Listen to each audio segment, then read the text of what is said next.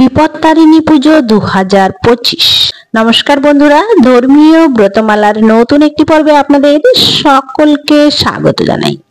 আজকের পর্ব থাকবে বিপত্তারিণী পুজোর দিন, তারিখ, সময়সূচি, পূজার নিয়ম বিধি, পূজার উপকরণ এবং বিপত্তারিণী পুজোর ব্রত কথা।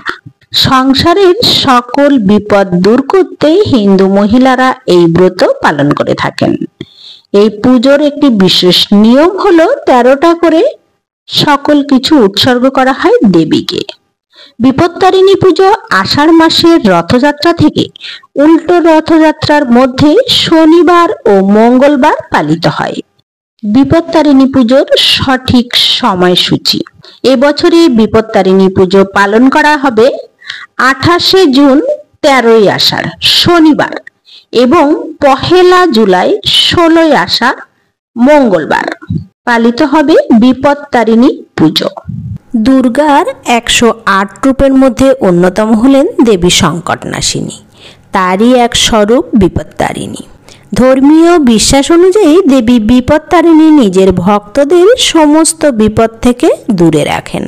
এই পুজোয় দেবীকে লাল সুতো নিবেদন করা হয়।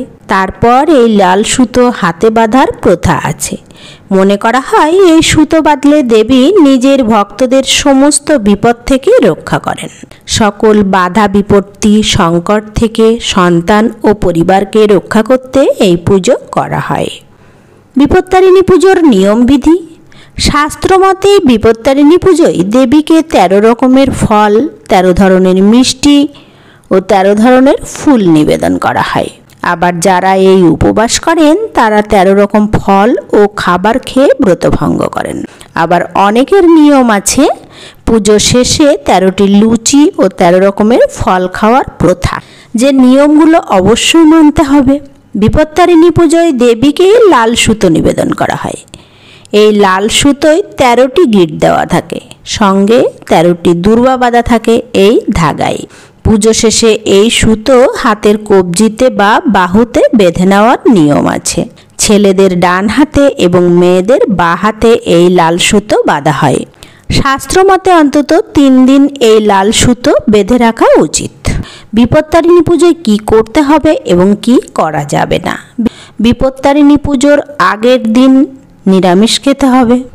পরিষ্কার পরিচ্ছন্ন স্থানে বিপত্তারিণী পুজো করা উচিত, তাতে পরিবারের সুখ শান্তি বজায় থাকে। পুজোর সময় কারোর সাথে কথা বলা উচিত নয়। অপমান, কুরুচিকর মন্তব্য করা থেকে বিরত থাকুন। উপোস পালনকারী মহিলাদের একদিন আগে নিরামিষ খাবার খেতে হয়। সেই সঙ্গে উপোসের দিন মহিলাদের উপোস রাখতে হয়। উপোসের দিন ঘুম ভেঙে উঠে পরিষ্কার কাপড় পরতে হবে। পুজোর ঘর ভালো করে পরিষ্কার করে ধুয়ে গঙ্গা জল ছিটিয়ে শুদ্ধ করতে হবে। এরপর নিয়ম মেনে বিপত্তারিণীর পুজো করতে হবে।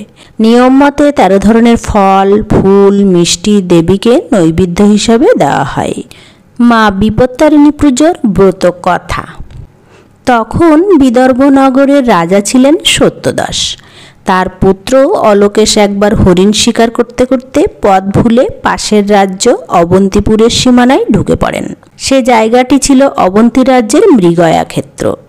সেখানে একটি হরিণ শিকার করলে অবন্তী রাজ্যের সেনারা তাকে বেঁধে নিয়ে যায় রাজদরবারে। সেই সময় অবন্তী রাজ্যের রাজা ছিলেন চক্রধর।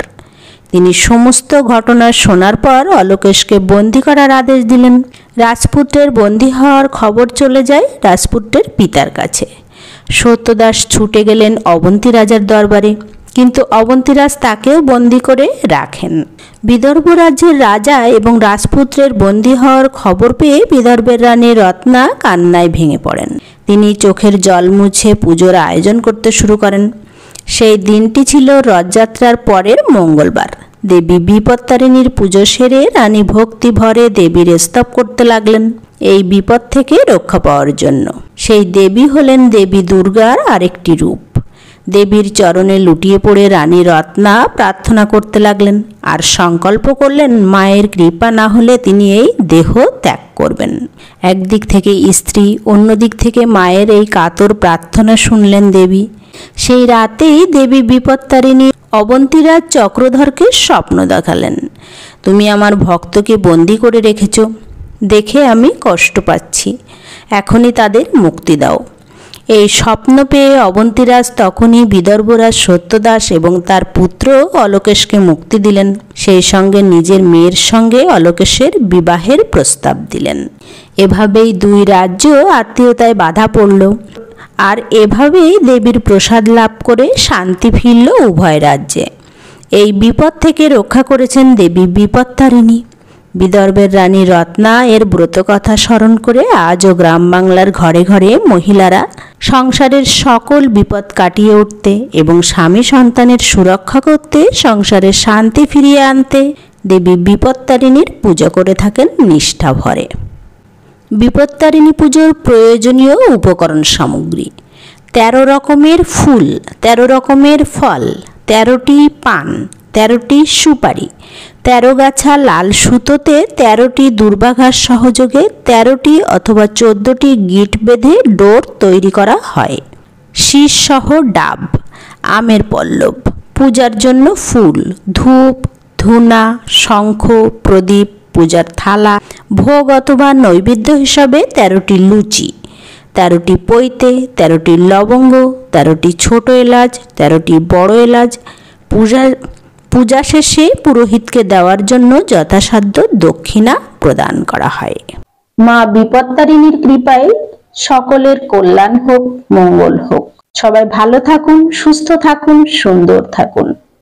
সকল বিপদ থেকে তুমি রক্ষা করো মা বিপত্তারিণী। নমস্কার।